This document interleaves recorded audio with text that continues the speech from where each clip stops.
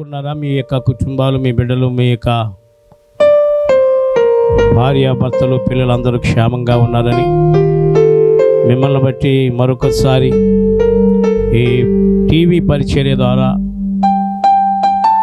మీ యొక్క స్థితిగతులను తెలుసుకోవాలనేటువంటి ఆశతో మీరు సంతోషంగా ఆనందంగా ఉండాలని మీ యొక్క శ్రేయస్సు కోరి ఇదే సమయానికి ఈ వాక్య సందేశాన్ని అందించడానికి దేవుడు మరొకసారి కృప చూపిన విధానాన్ని బట్టి ప్రభువుని స్తుతిస్తూ మీ కుటుంబాలన్నీ దేవునిలో ఆశీర్వదించబడి అభివృద్ధి చెంది దీవించబడాలని ఆశపడుతూ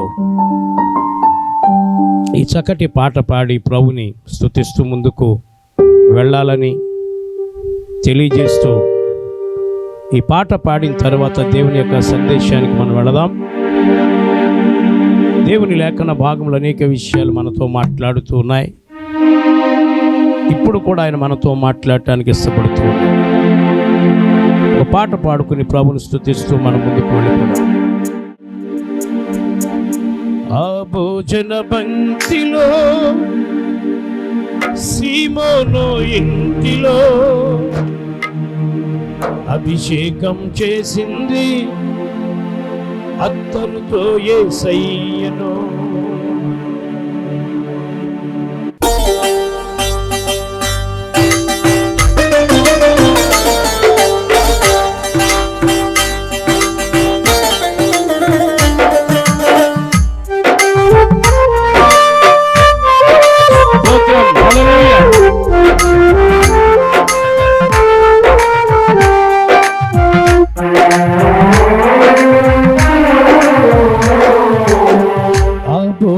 పంక్తిలో సీమోను ఇంటిలో అభిషేకం చేసింది అత్తరుతో యేసయ్యను. ఆ భోజన పంక్తిలో సీమోను ఇంటిలో అభిషేకం చేసింది అత్తరుతో యేసయ్యను. కన్నీళ్లతో పాదాలు కడిగింది, కన్నీళ్లతో పాదాలు కడిగింది, తన కుళ్ళతో పాదాలు తుడిచింది, తన కుళ్ళతో పాదాలు తుడిచింది. సువాసన సువాసన ఇల్లంత సువాసన, ఆరాధన దైవారాధన అక్రియార్పణ.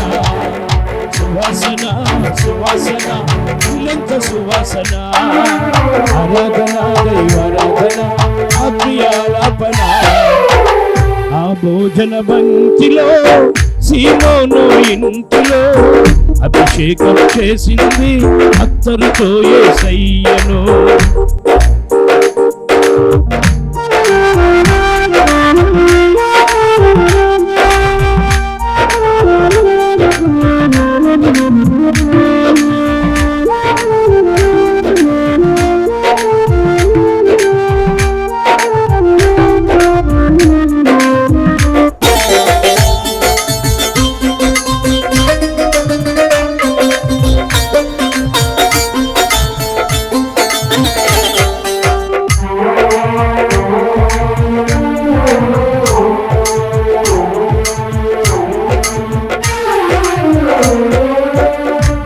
తేనె దారుల కన్నా మధురమైన నీ వాక్యం, ఆ వాక్యమే నన్ను ప్రతీకించును.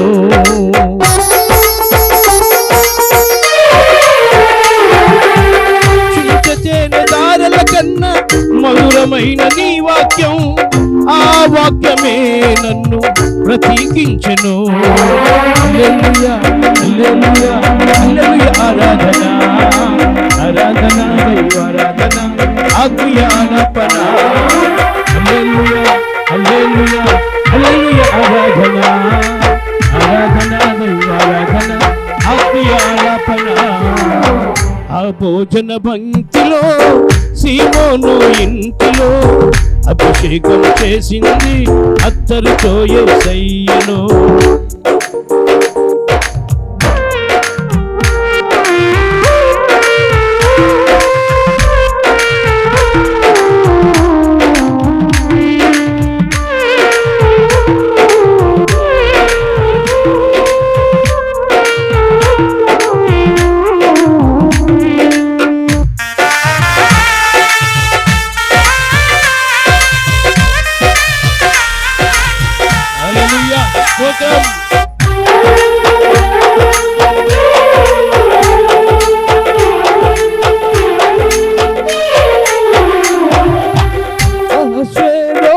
మనసు మార్చినది ఈ వాక్యం. ఎస్తేరు ప్రార్థనకు విజయమునిచ్చింది ఈ వాక్యం.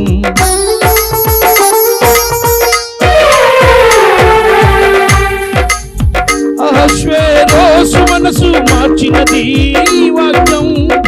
ఎస్తేరు ప్రార్థనకు విజయమునిచ్చింది ఈ వాక్యం. హల్లెలూయా హల్లెలూయా హల్లెలూయా. ఆరాధన ఆరాధన దైవారాధన ఆత్మీయ ఆలాపన. హల్లెలూయా హల్లెలూయా హల్లెలూయా. ఆరాధన ఆరాధన దైవారాధన ఆత్మీయ ఆలాపన. భోజన పంక్తిలో సీమోను ఇంటిలో అభిషేకం చేసింది అత్తరుతో యేసయ్యను.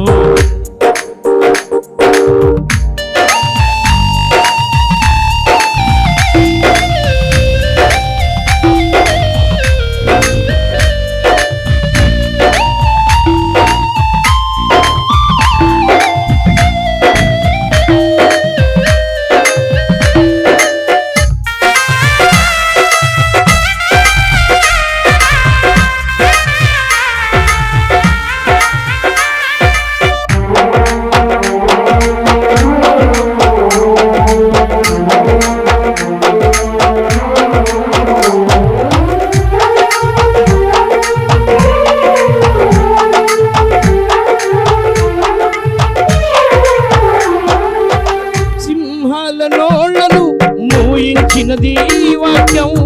దానియేలుకు ఆపై విడుదలనిచ్చింది ఈ వాక్యం.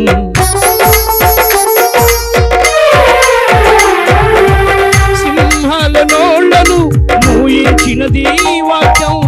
దానియేలుకు ఆపై విడుదలనిచ్చింది ఈ వాక్యం. హల్లెలూయా హల్లెలూయా హల్లెలూయా. ఆరాధన ఆరాధన దైవారాధన ఆత్మీయ ఆలాపన. హల్లెలూయా హల్లెలూయా హల్లెలూయా. ఆరాధన ఆరాధన దైవారాధన ఆత్మీయ ఆలాపన. ఆ భోజన పంక్తిలో సీమోను ఇంటిలో అభిషేకం చేసింది అత్తరుతో యేసయ్యను. ఆ భోజన పంక్తిలో సీమోను ఇంటిలో అభిషేకం చేసింది అత్తరుతో యేసయ్యను.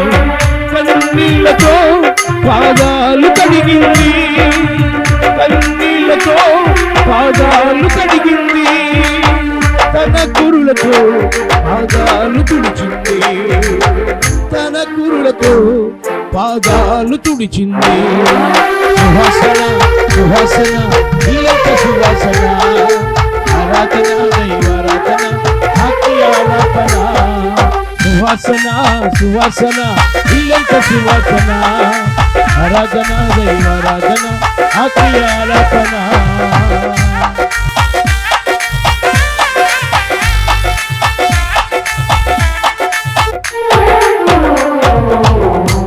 ప్రభు మీ యొక్క కుటుంబాల కొరకు ఈరోజు మాట్లాడబోతున్నటువంటి ప్రతి మాటను జాగ్రత్తగా వినాలని మనం చేస్తున్నాం. నీ విశ్వాసము నిన్ను. విశ్వాసము లేకుండా దేవునికి ఇష్టడైండుట అసాధ్యం. కాబట్టి విశ్వాసం కావాలి. విశ్వాసము అని అంటే నమ్మిక. నమ్ముట నీ వలనైతే నమ్మువానికి సమస్తము సాధ్యమే. కాబట్టి సమయంలో నీ విశ్వాసము నిన్ను అనే మాట ఇక్కడ పలుకుతూ ఉన్నాడు. దేవుని వాక్య భాగంలో మార్కు సువార్త 5వ అధ్యాయం 34వ వచనంలో చక్కటి మాట మనకు కనబడుతుంది. చాలా జాగ్రత్తగా మనం ఆలోచన చేసి చూసినట్లయితే, అందుకైన కుమారి నీ విశ్వాసము నిన్ను స్వస్థపరిచెను, సమాధాన గల దానవై వెళ్ళు అన్నాడు. విశ్వాసం. ఇప్పుడెవరో తెలిసిన 12 సంవత్సరాల నుంచి తిరగని హాస్పిటల్ లేదు, తిరగని వైద్యుడు లేడు. రక్తస్రావరము కలిగినటువంటి స్త్రీ, కడగా ఉండాలి. 12 సంవత్సరాల నుంచి హీనదశకు వచ్చేసింది, మరణ దశకు వచ్చేసింది. ఇక చావే చరణ్యం. బట్టల వ్యాధి, చాలా నీచుకంపు, చాలా చిరాకు. పాళెము వెలుపులు ఉండాలి, పాళెములో ఉండటానికి వీళ్ళే, ఇంట్లో ఉండటానికి వీళ్ళే. చాలామంది వైద్యులను సంప్రదించింది. ఒకరోజు ఒక మాట వింది. యేసు ప్రభువారు ఈ మార్గము గుండా వస్తూ ఉన్నారు. ఆయన రోగులను స్వస్థపరుస్తూ ఉన్నాడు. కుంటివారికి కాళ్ళు, గుడ్డివారికి కనులు, చనిపోయిన వారిని లేపుతూ ఉన్నాడు, ప్రతి వ్యాధిని స్వస్థపరుస్తున్నాడు అనే మాట వింది ఈ 12 ఏళ్ల రక్తస్రావము కలిగినటువంటి స్త్రీ. ఎప్పుడైతే ఈ మాట విందో విశ్వాసం కలిగింది. నేను ఎవరిని ముట్టుకుంటానికి వీళ్ళే, నేను ఎవరిని తాకటానికి వీళ్ళే, నేను కడగా ఉండాలి. ఇప్పుడు నేను ఆయన ఇలా వచ్చినప్పుడు, ఇటువైపు వచ్చినప్పుడు ఆయన వస్త్రపు చెంగు ముట్టుకుంటే చాలు, ఆయన వస్త్రాన్ని ముట్టుకుంటే చాలు, ఇక నాకు స్వస్థత కలుగుతుంది అనేటువంటి విశ్వాసం వచ్చింది. వినుట వలన విశ్వాసము. యేసు ప్రభు గురించి విన్నది. ఆయన దారి గుండా వస్తున్నాడు ఎరుకోకుండా, తొందరగా అందరినీ తోసుకుంటూ లోపలికి వెళ్ళిపోయి యేసు ప్రభు వారు వస్త్రపు చెంగు ముట్టుకుంది. ఎప్పుడైతే ఆయన వస్త్రపు చెంగు ముట్టుకుందో ఆయనలో ఉన్న ప్రభావము ఈవిడలోనికి వచ్చింది. వెంటనే ఆ రక్తధార కొట్టడిపోయింది. రక్తస్రావం కలిగిన స్త్రీ వెంటనే స్వస్థత పొందింది. 12 సంవత్సరాలు బాధపడింది. 12 సంవత్సరాలు తిరగని హాస్పిటల్, తిరగని వైద్యుడు లేడు. చాలా డబ్బులు ఖర్చు పెట్టుకుంది. పరమ వైద్యుడి దగ్గరికి ఎలా వచ్చిందో తెలిసిన, డబ్బులు కాదు, విశ్వాసంతో వచ్చింది. నువ్వు కూడా విశ్వాసంతో దేవుని సన్నిధికి రావాలి. నీ విశ్వాసము నిన్ను స్వస్థపరిచెను అని చెప్తున్నాడు ఇక్కడ. ప్రభు ఆగాడు.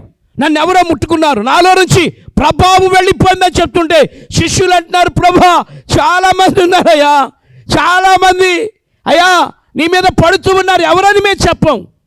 ఈ స్త్రీ దాగి ఉండలేకపోయింది, అక్కడ సాక్షిగా నిలబడింది. ప్రభువా నిన్ను ముట్టిన దానిని నేను 12 సంవత్సరాల నుంచి రక్తస్రావణ వ్యాధితో, బట్టల వ్యాధితో బాధపడుతున్నాను. ఎన్ని హాస్పిటల్కి వెళ్ళినా ప్రయోజనం లేకుండా పోయింది. కేవలం నీ వస్త్రం చెంగు ముడితే నేను బాగుపడతాననే విశ్వాసంతో వచ్చానయ్యా. ఆ ముట్టిన దాన్ని నేనే అని ధైర్యంగా అందరి ముందు సాక్ష్యం చెప్పింది. అప్పుడు అంటున్నాడు, అమ్మా నీ విశ్వాసము, ఏ విశ్వాసం? నీ విశ్వాసము నిన్ను స్వస్థపరిచెను, నీవు సమాధాన గలదానవై వెళ్ళు అని చెప్పాడు. నువ్వు ఆయన యందు విశ్వాసం ఉంచితే నువ్వు స్వస్థత పొందుకుంటావు. అది క్యాన్సర్ వ్యాధి అయినా, అది గుండె జబ్బు వ్యాధి అయినా, అది ఏ వ్యాధి అయినా, ప్రభువు సన్నిధిలో ప్రభు ఉన్నాడని నువ్వు గుర్తెరిగి ప్రభు సన్నిధికి నువ్వు వచ్చినట్లయితే, నువ్వు విశ్వాసంతో ప్రార్థన చేసినట్లయితే నీ విశ్వాసము నిన్ను స్వస్థపరచును. అది ఏ రోగమైనా, అది ఎలాంటి రోగమైనా ప్రభువు బాగు చేయగలిగినటువంటి పరమ వైద్యుడు అని మనవి చేస్తున్నాను. వ్యాధితో కుమిలిపోయి ఒక మూలను కూర్చుని ఏడుస్తూ ఉన్నావా? అమ్మా రా, ప్రభు చేతులు చాపి పిలుస్తున్నాడు. నిన్ను స్వస్థపరిచి బాగు చేసి నీ వ్యాధి నుంచి విడిపించి నిన్ను స్వస్థపరిచి ఆరోగ్యవంతురాలుగా చేస్తానని యేసు ప్రభు స్వస్థపరుస్తాడనే విశ్వాసంతో నువ్వు వస్తే గనక నీ విశ్వాసము నిన్ను స్వస్థపరచునని చెప్పి ప్రభు యొక్క వాక్యం స్పష్టంగా బోధిస్తుంది. ప్రభు మాట్లాడుతున్నాడు. రెండవ మాటను మనం గమనించినట్లయితే దేవుని లేఖన భాగంలో మనం చూసినప్పుడు కృప కలిగినటువంటి దేవుడు హబక్కు గ్రంథము 2వ అధ్యాయం 4వ వచనంలో మాట్లాడుతాడు. నీవు ఆయన యందు విశ్వాసం ఉంచితే, నీవు ఆయన యందు నమ్మిక ఉంచితే, నీవు ఆయన మీద నువ్వు ఆనుకుంటే కనుక నీ భారము యెహోవా మీద మోపుము, అప్పుడు నీ ఉద్దేశములన్నీ సఫలమగును అని చెప్పి తెలియజేస్తున్నాడు.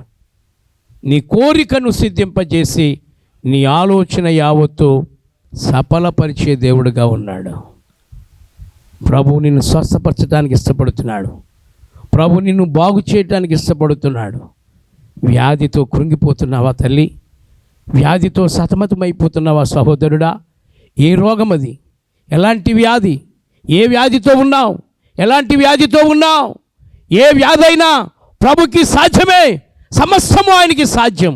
ఆయన బాగు చేయగలిగిన పరమ వైద్యుడు. ఆయన పొందిన దెబ్బల చేత మనకు స్వస్థత కలుగుచూ ఉన్నది. అందుకే హబక్కు అంటాడు, 2వ అధ్యాయం 4వ వచనంలో మాట్లాడతాడు. హబక్కు గ్రంథము 2:4లో మాట్లాడతాడు. ఏమంటాడో తెలిసిన? వారు యథార్థపరులు కాక తమలో తాము అతిశయపడుదురు. అతిశయపడటానికి వీళ్ళే. వారు యథార్థపరులు కాక తమలో తాము అతిశయపడుదురు. అతిశయమనగా గర్వం. గర్వమణిచి గద్దెలు దింపే దేవుడు. వారు యథార్థపరులు కాక వారు తమలో తాము అతిశయపడుదురు అని అంటూ, అయితే నీతిమంతుడు విశ్వాస మూలముగా బ్రతుకును. నీతిమంతుడు విశ్వాస మూలముగా బ్రతుకును. విశ్వాసంతో బ్రతుకుతాడంట నీతిమంతుడు. నీతిమంతుడు ఆకలి గునిండుట నేను చూడలేదని అంటాడు. నీతిమంతుని పిల్లలు కానీ భిక్షమెత్తుట నేను చూడలేదు అని అంటాడు. మనకి పరిశుద్ధ గ్రంథములో ఒక నీతిమంతుడు మనకు కనపడతాడు. ఏమంటే ఒక నీతిమంతుడు, ఒక ప్రార్థనాపరుడు, ఒక రోషము కలిగినటువంటి వ్యక్తి. ఏలియా ప్రభువు చెప్పాడు, అహబు కాలములో వచ్చిన కరును బట్టి ఏలియా నువ్వు కేరీతు వాగు దగ్గరికి వెళ్ళానన్నాడు.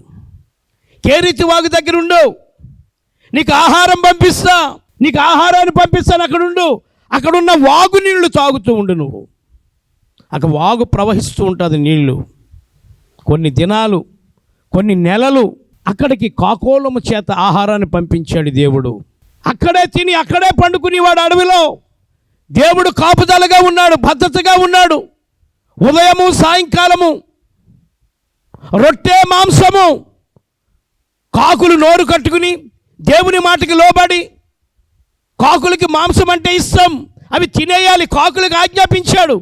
నా సేవకుడికి భోజనం పట్టుకెళ్ళాలి, మీరు నా సేవకుడు బ్రతకాలి, నా మాట చొప్పున అక్కడ ఉన్నాడు, నా మాట చొప్పున కేరీతు వాగు దగ్గర ఉన్నాడు, అడవిలో ఉన్నాడు. అక్కడ నీతిమంతుడు విశ్వాస మూలముగా ప్రభువు మాటను బట్టి అడవిలో ఉన్నాడు. అక్కడికి దేవుడు ఏం పంపిస్తూ ఉన్నాడు? ఆహారం పంపిస్తూ ఉన్నాడు. కాకులను తీసుకెళ్ళి ఉదయము సాయంకాలము రొట్టెలు మాంసం విడిచిపెడుతూ ఉన్నాయి. అవి తింటూ ఉన్నాడు. ఆ వాగులో నీరు త్రాగుతూ ఉన్నాడు. నీతిమంతుడు ఆకలి గునిండుట నేను చూడలేదు అని చెప్పి తెలియజేస్తాడు. సహోదరి, నీతిమంతుడు విశ్వాస మూలముగా జీవించును అనుంది. కాబట్టి మన విశ్వాసంతో బ్రతకాలి. ఈరోజు ప్రభు మనకి ఇచ్చాడు, చాలు. రేపటి గురించి మనం ఆలోచన చేయవలసిన పని లేదు. ఈనాటి కీడు ఈనాటికి చాలు. దేవుడు రేపు ఏం భోజనం సిద్ధపాటు చేస్తాడు, ఏమిస్తాడు అది నీకు అనవసరం. ప్రభు ఈ రోజు నీకు ఇచ్చాడు. ప్రభు నిన్ను పోషించేవాడు. నువ్వు నీతిగా బ్రతికితే నీతిమంతులు ఖర్జూర వృక్షము వలె మువ్వేయుదురు అని చెప్పి తెలియజేస్తూ ఉన్నాడు. నీతిమంతుల ప్రార్థనల వైపు ఆయన చెవులు ఉన్నాయట. ఈరోజు ఆలోచన చేసావా? ఒకటి స్వస్థపరుస్తాడట, దేవుని లేఖన భాగములో బ్రతికిస్తాడట. ఏం చేస్తాడు? బ్రతికించేవాడైనా, చంపేసేవాడు కాదు. చాలామంది అనుకుంటున్నారు ఆ దేవుడు చంపడం. చంపేవాడైతే ఐగుప్తు దేశాన్ని నుంచి 60 లక్షల కాల్బలాన్ని ఎలా తీసుకొస్తాడు ఆయన?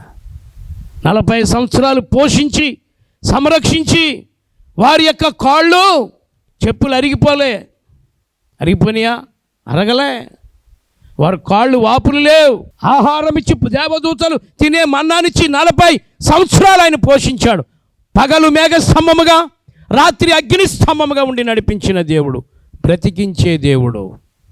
ఇంకో మాట చెప్పాలంటే, మనుష్యుడు రొట్టె వలన మాత్రము జీవించడు కానీ దేవుని నోట నుండి వచ్చు ప్రతి మాట ద్వారా జీవించును, బ్రతుకునని తెలియజేస్తున్నాడు. జీవము కలిగిన దేవుని మాటలు, బ్రతికించే మాటలు, బ్రతికించే వాక్యము. కీర్తన 119:50 మాట్లాడతాడు. కీర్తన 119:50 అంటాడు, నీ వాక్యము నన్ను బ్రతికించెను, నా బాధలలో ఇదే నాకు నెమ్మది కలుగ చేయుచున్నది అని మాట్లాడుతున్నాడు. బ్రతికించేది. చాలా జాగ్రత్తగా ఆలోచన చేయాలి. మనం ప్రభు కొరకు బ్రతకాలి, ప్రభు కొరకు జీవించాలి, ప్రభు కొరకు మనం పని చేయాలి. చాలా జాగ్రత్తగా ఆలోచన చేయాలి. పౌలు అంటాడు, అపోస్తలుడైన పౌలు, నా మట్టుకైతే బ్రతుకుట క్రీస్తే, చావైతే మరీ లాభము. ఈరోజు ఎంత చక్కగా ఆయన తెలియజేస్తూ ఉన్నాడు.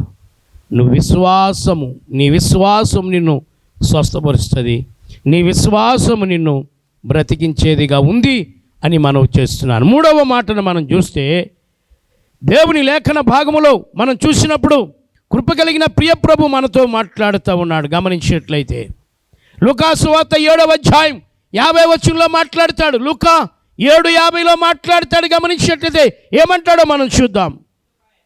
అందుకైన నీ విశ్వాసము నిన్ను విశ్వాసం రక్షించేదిగా ఉంది. దేవుని కృపను బట్టి చాలా జాగ్రత్తగా గమనించాలని మనం చేస్తున్నాను.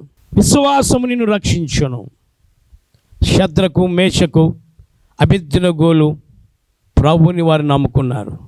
విశ్వాస జీవితంలో పరీక్ష వచ్చింది. విశ్వాస జీవితంలో ఒక పరీక్ష వచ్చింది వారి జీవితంలో. విశ్వాసి, కొన్ని పరీక్షలు వస్తూ ఉంటాయి, భయపడకు. వాటి నుంచి తప్పించేవాడే దేవుడు, మార్గము చూపేవాడే దేవుడు. శద్రకు, మేషకు, అబేద్నెగోలు రాజు దగ్గర మాట్లాడుతూ ఉన్నారు. రాజు దగ్గర తెలియజేస్తూ ఉన్నారు, రాజా, ఇందు నిమిత్తము ప్రత్యుత్తరం ఇవ్వవలసినటువంటి పని మాకు లేదు. నీవు నిలువబెట్టిన ప్రతిమకు మేము నమస్కారం చేయం. ఒకవేళ మేము నమ్ముకున్న దేవుడు మమ్మలను రక్షించకపోయినా మేము విశ్వాసములో వెనకడుగు వేసేవారము. 7 అంతలు చేయించాడు అగ్నిగుండం. అందులో శద్రకు, మేషకు, అబేద్నెగోల్ని పడవేయమన్నాడు. బలిష్ఠులైన వారు వెళ్ళి విసిరారు. లోపలికి వెళ్ళిన వారు, విసిరివేయబడ్డవారేమో క్షేమంగా ఉన్నారు. విసిరిన వారు అగ్ని ఆహుతి అయి కాలిపోయారు. కానీ 4వ వాడు తిరుగుతూ ఉన్నాడు. నీ విశ్వాసము నిన్ను రక్షించును. విశ్వాసం ఉందా నీకు? ప్రభు కాపాడుతాడని, రక్షిస్తాడని, ప్రభు నడిపిస్తాడని, ప్రభు కాపాడుతాడు. నీకు విశ్వాసం ఉందా? యెహోవా యందు భయభక్తులు గల వారి చుట్టూ ఆయన దూత కావలిగా ఉండే వారిని రాజుగారు చూస్తూ ఉన్నాడు. మనం 3 వేసాం, 4వ వాడు కనపడుతున్నాడు. దేవదూత రూపంలో ఉంది. వారిని బయటికి తీయమన్నాడు. తీస్తే వెంట్రుకలు వాసన లేవు, బట్టలు వాసన లేవు. అప్పుడు అంటున్నాడు, శద్రకు, మేషకు, అబేద్నెగోలు దేవుడే గొప్ప దేవుడు. దేవునికి స్తోత్రం. నీ విశ్వాసము నిన్ను రక్షిస్తుంది. నీ విశ్వాసివా? విశ్వాసం కలిగి జీవిస్తూ ఉన్నావా? విశ్వాసంతో ఉన్నావా? విశ్వాసం కలిగి బ్రతుకుతూ ఉన్నావా? దయచేసి నీ విశ్వాసం నిన్ను శద్రకు, మేషకు, అబేద్నెగోల్ని కాపాడినటువంటి వారు ప్రాణాలు సైతం లెక్క చేయలేవు. ఒకవేళ మేము నమ్ముకున్న దేవుడు మమ్మల్ని కాపాడకపోయినా పర్వాలే. ఇంకొక మాట ఉంది, గమనించేట్లయితే రోమీయులకు రాసిన పత్రిక 1వ అధ్యాయం 11, 12 వచనాలు మనం చూద్దాం. నేను స్థిరపడవలనని అనగా మీకును నాకును కలిగి ఉన్న విశ్వాసము చేత, అనగా మనము ఒకరి విశ్వాసము చేత ఒకరము ఆదరించుకోవాలంటే ఏమించుకోవాలి? ఆదరించుకోవాలి. విశ్వాసము ఆదరించేదిగా ఉందట. విశ్వాసులు ఏం చేసుకోవాలి? ఒకరినొకరు కష్టములో, బాధల్లో, ఇరుకుల్లో, శోధనలో ఉన్నప్పుడు మనం ఏం చేయాలి? ఆదరించేవారుగా ఉండాలి. వారిని ఆదరించి బలపరిచేవారుగా ఉండాలి. బలహీనులైన వారిని బలపరచాలి. కాబట్టి ఇక్కడ విశ్వాసం ఏం చేస్తుందంట? నువ్వు విశ్వాసం అయితే ఇతరులను ఆదరిస్తావు. వారింట్లో ఏదైనా శోధన జరిగినప్పుడు, వారింట్లో ఎవరైనా చనిపోయినప్పుడు, వారింట్లో ఏదైనా నష్టము కలిగినప్పుడు, ఒకవేళ వారు ఆకలిగొని ఉన్నప్పుడు వారిని ఏం చేయాలంట? ఆదరించాలి. నేను ఆకలిగొంటిని, మీరు నాకు ఆహారం పెట్టితిరి. నేను వస్త్రహీనుడైన ఇంటిని, మీరు నాకు వస్త్రములు ఇచ్చితిరి. ఆదరించాలి. అలా నువ్వు చేస్తే అది ప్రభువుకు చేసినట్లే. కాబట్టి ఆదరించుకోవాలి. విశ్వాసం ఏం చేయాలి? ఆదరించుకునే విశ్వాసంగా ఉండాలని మనం చేస్తాను. గలతీ 2:20, గలతీకి రాసిన పత్రిక 2వ అధ్యాయం 20వ వచనంలో మాట్లాడతాడు. ఏమంటాడు ఒకసారి మనం చూద్దాం. విశ్వాసం ఏం చేస్తుంది?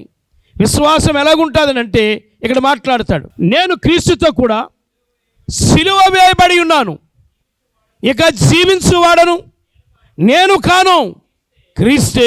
అది నీలో క్రీస్తు జీవించాలి, నువ్వు కాదు. విశ్వాసము జీవింపచేయును. విశ్వాసం ఏం చేస్తుంది? బ్రతికించేదిగా ఉంది. విశ్వాసం ఎలాగుంది? స్వస్థపరిచేదిగా ఉంది.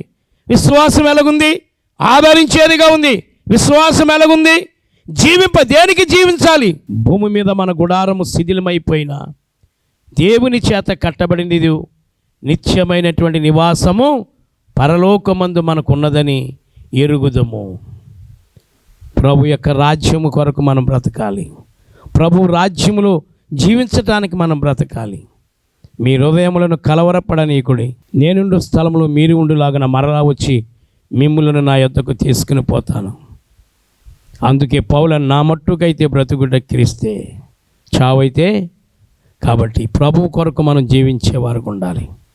లోకము కొరకు కాదు, బిడల కొరకు కాదు, దేని కొరకు కూడా కాదు.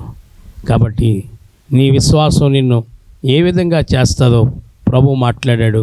ప్రార్థన చేసుకుందాం. కళ్ళు మూసుకోండి. మహాపరిశుద్ధుడైన తండ్రి, నీ పరిశుద్ధ నామమునకు స్తోత్రము నాయన. విశ్వాసము ద్వారా స్వస్థత, 12 ఏళ్ల రక్తస్రావం స్త్రీ బాగుపడింది. అవునయ్యా, మా విశ్వాసాన్ని నువ్వు పరీక్షించేవాడుగా ఉన్నావు నాయన. మా విశ్వాసాన్ని చూసేవాడుగా ఉన్నావు నాయన. విశ్వాసము లేకుండా నీకు ఇష్టడుగా మేము ఉండలేము, విశ్వాసము లేకుండా మేము బ్రతకలేము కనుక నాయన, ఇదిగో విశ్వాసము ద్వారా మేము నాయన అనేక అద్భుతాలు చేయగలగటానికి, విశ్వాసము ద్వారా అనేక అద్భుతాలు మా జీవితాల్లో చూడగలగటానికి ప్రభువా, నీ విశ్వాసము ఏ విధంగా ఉంటే ఆ విధంగా కార్యాలు జరుగుతావని మమ్మల్ని హెచ్చరిక చేసిన దేవా, ఇదిగో ప్రభువా, ఎవరైతే టీవీ ముందు కూర్చుని ప్రభువా వారు ఆశతో ఎదురు చూస్తూ ఉన్నారు, వారి కుటుంబాల్లో నెమ్మదివ్వండి, వారి కుటుంబాల్లో శాంతి సమాధానం దయచేయండి. ఏ భార్య భర్తల మధ్య అయితే ఐక్యత లేదు ఆ కుటుంబాలు మీరు కట్టండి నాయన, ఐక్యత దయచేయండి నాయన. వివాహాల కొరకు ఎదురు చూసినటువంటి బిడ్డలు వివాహాలు కాక దిగులుతో చింతతో ఉన్నారేమో ప్రభువా, ఈ సమయంలో ప్రభువా వారి యొక్క జీవితాల్లో నాయన వివాహాలు కావటానికి మీరు సహాయమును ఇచ్చేయండి నాయన. ఇదిగో బిడ్డలు లేక, ఆదరణ లేక, గర్భఫలములు లేక వారి గర్భాలు తెరవబడకుండా ఒకవేళ వారు ఈ టీవీ ముందు కూర్చున్నారేమో, యేసుక్రీస్తు నామములో వారి గర్భములు తెరవబడును గాక నాయన.